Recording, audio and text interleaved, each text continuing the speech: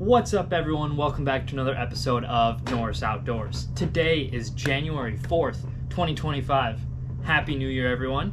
But we're super excited today because today I get to do another ice forecasting video and kind of a little summary on how December went. And this is a really exciting one because I get to make some fun announcements about what we can actually do on the ice, specifically on Lake of the Woods in northern Minnesota is where we're going to be focusing on, except for you can use this tool on your local body of water, even if it's not in Minnesota. So let me dive into it and explain a little bit what's going on. But if you followed along these forecasting videos, you'll kind of know the program.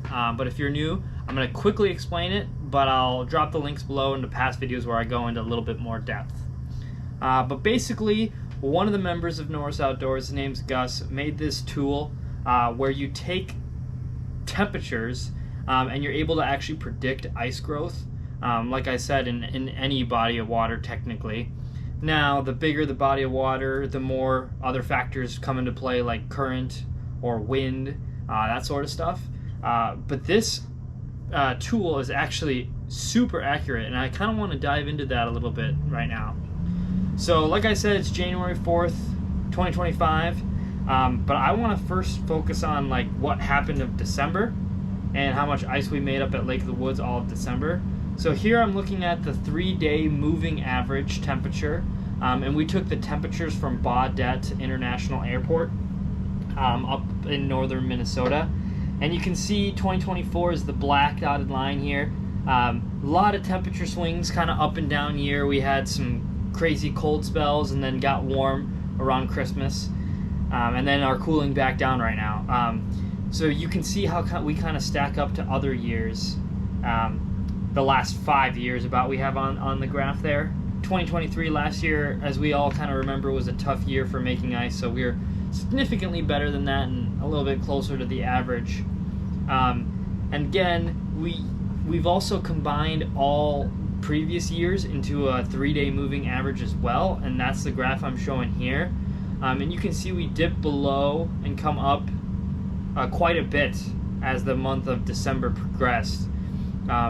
Overall, though, the month of December, we had an average temperature of 19.3 degrees Fahrenheit, which is kind of cool. Not the coldest year we've had, but certainly much better than last year, 2023. And so in the month of December, we had 19 degrees Fahrenheit.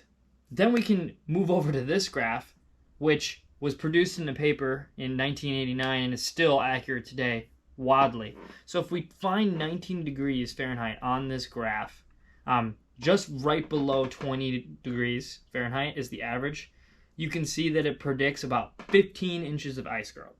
So that is a super important number to remember.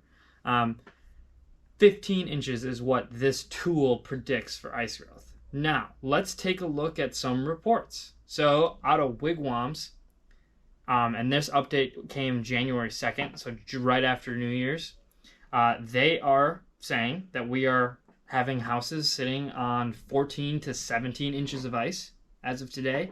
They also report, like, off their roads, anywhere from 11 to 12 and a half inches.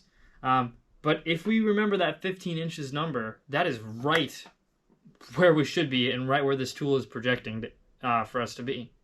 Similarly, Adrian's Resort, they had a report also come out on January 2nd that they're allowing half tons out on their road, and mid-size to small vehicles pulling 17-foot wheelhouses. This is as of January 2nd. And the four-wheelers can also pull 20-foot wheelhouses. So that also tells me that on that side, of the island, that they also have 15, 16 inches of ice. Again, super accurate to the tool's prediction.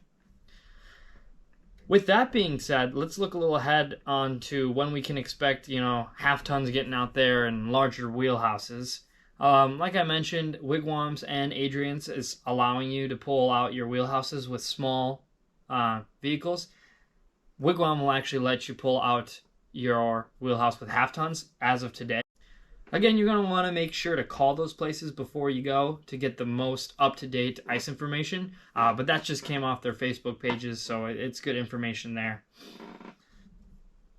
So looking ahead to January and when we can expect to get larger vehicles out there and even bigger, sleepers, because we'd like to pull our 17-foot wheelhouse out with a 1-ton vehicle. So that's kind of when we wait to go up.